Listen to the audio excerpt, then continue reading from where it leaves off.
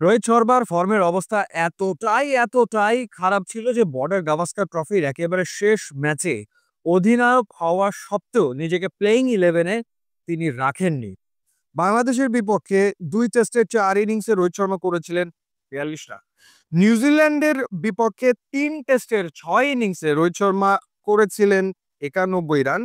অস্ট্রেলিয়ার বিপক্ষে 3 ম্যাচের 5 ইনিংসে রোহিত শর্মা করেছিলেন 31 রান। চারপাশে রীতিমতো শোরগোল পড়ে গেল এবং আলোচনা শুরু হয়ে গেল যে আসলে রোহিত শর্মার অবসর নিয়ে নেওয়া উচিত কিনা। যদিও গত 1 বছর ধরে বেশিরভাগ সময় টি-20 বা টেস্টেই আসলে রোহিত শর্মা খেলেছেন। 1 বছর আগে তিনি সেঞ্চুরি করেছিলেন, সেটা ইংল্যান্ডের বিপক্ষে একটা টেস্ট ম্যাচে 131 রানের ইনিংস তিনি খেলেছিলেন, সেটা 1 বছর আগের কথা। ওয়ানডে ক্রিকেটে তিনি সবশেষ সেঞ্চুরি করেছেন আফগানিস্তানের বিপক্ষে, সেটা বিশ্বকাপের ম্যাচে। এরপরে আসলে গত বছর টি-20 বিশ্বকাপ জয়ের পর থেকেই অফ ফর্মে চলে যান রোহিত শর্মা। অবস্থা এমন হয় যে বিরাট কোহলি, রোহিত শর্মা তারা আসলে রঞ্জি ট্রফিতে খেলেন, কিন্তু রঞ্জি ট্রফিতে খেলেও খুব একটা সুবিধা হচ্ছিল না। জম্মু কাশ্মীরের বিরুদ্ধে প্রথম ইনিংসে 3 রান তিনি করেছিলেন, দ্বিতীয় ইনিংসে তিনি করেছিলেন 28 রান। এরপরে ইংল্যান্ডের বিপক্ষে যে চলমান ওয়ানডে সিরিজ, সেটা প্রথম ম্যাচে তিনি 2 রান করে আউট হয়ে যান।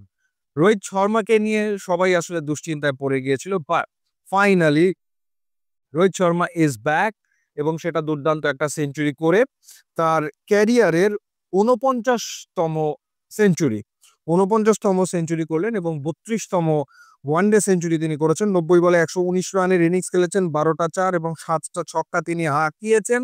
টিপিক্যাল রোহিত শর্মার ইনিংস। প্রথমে ব্যাট করে 304 রান করেছিল ইংল্যান্ড এবং সেই রান তারাটা সহজ হয়ে যায় যখন দুর্দান্ত একটা সূচনা এনে দেন রোহিত শর্মা এবং শুভমান গিল। ওপেনিং জুটিতে 136 রান চলে আসে এবং শুভমান গিল 60 রানের ইনিংস খেলেছেন। জয়সওয়ালের পরিবর্তে এই ম্যাচে ওপেনিং এ শুভমান গিল খেলেছেন, তিনি করেছেন 60 রান। যদিও বিরাট কোহলি এখনো কিন্তু আসলে রানে ফিরতে পারেননি। 8 বলে 5 রান করে বিরাট কোহলি আউট হয়ে গেছেন। রোহিত শর্মার মতো তিনিও বলা যায় যে বেশ লম্বা সময় ধরেই আসলে রান খরায় রয়েছেন বা রানের খোঁজে রয়েছেন। এবং অস্ট্রেলিয়ার বিপক্ষে যে সেঞ্চুরিটা করেছিলেন তারপর অনেকগুলো ইনিংস হয়ে গেছে যে ইনিংসগুলোতে বিরাট কোহলি এখন পর্যন্ত বড় রানের দেখা পাননি। আরো একটা ওয়ানডে বাকি রয়েছে, দেখা যাক সেই ওয়ানডেতে বিরাট কোহলি রানে ফেরেন কিনা। তবে চ্যাম্পিয়ন্স ট্রফির আগে ভারতের জন্য এটা অবশ্যই একটা স্বস্তির ব্যাপার যে ক্যাপ্টেন রোহিত শর্মা ফর্মে ফিরেছেন বা রানে আসলে ফিরেছেন। আর ইংল্যান্ড টি-20 সিরিজে হারার পর ওয়ানডে সিরিজও হেরে গেল 1 ম্যাচ হাতে রেখেই। যদিও তাদের প্রিপারেশন মোটামুটি আসলে হয়েছে চ্যাম্পিয়ন্স ট্রফির। প্রথমে ব্যাট করে তারা 300 উপর রান করেছে, যেখানে ফিল সল্ট 26 করেছেন, বেন ডাকেট তিনি করেছেন 65, জো রুট করেছেন 69 রান। এবং ভালো শুরুর পর যেটা হচ্ছে যে মাঝপথে গিয়ে খেই হারিয়ে ফেলছে ইংল্যান্ড, সেটা দেখা যাচ্ছে টি-20 হোক বা ওয়ানডে একই ঘটনা ঘটছে। সেই ঘটনা থেকে কোনোভাবেই ইংল্যান্ড টিম বের হয়ে আসতে পারছে না।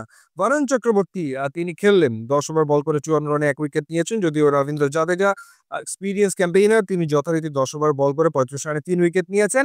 তবে ম্যাচটা নিশ্চিতভাবেই আসলে রোহিত শর্মার, সেটা আসলে বলা যায়। ইউটিউব, ইনস্টাগ্রাম লিঙ্ক দেওয়া আছে, আপনারা যোগ দিলে খুবই খুশি হবো। And thanks for watching.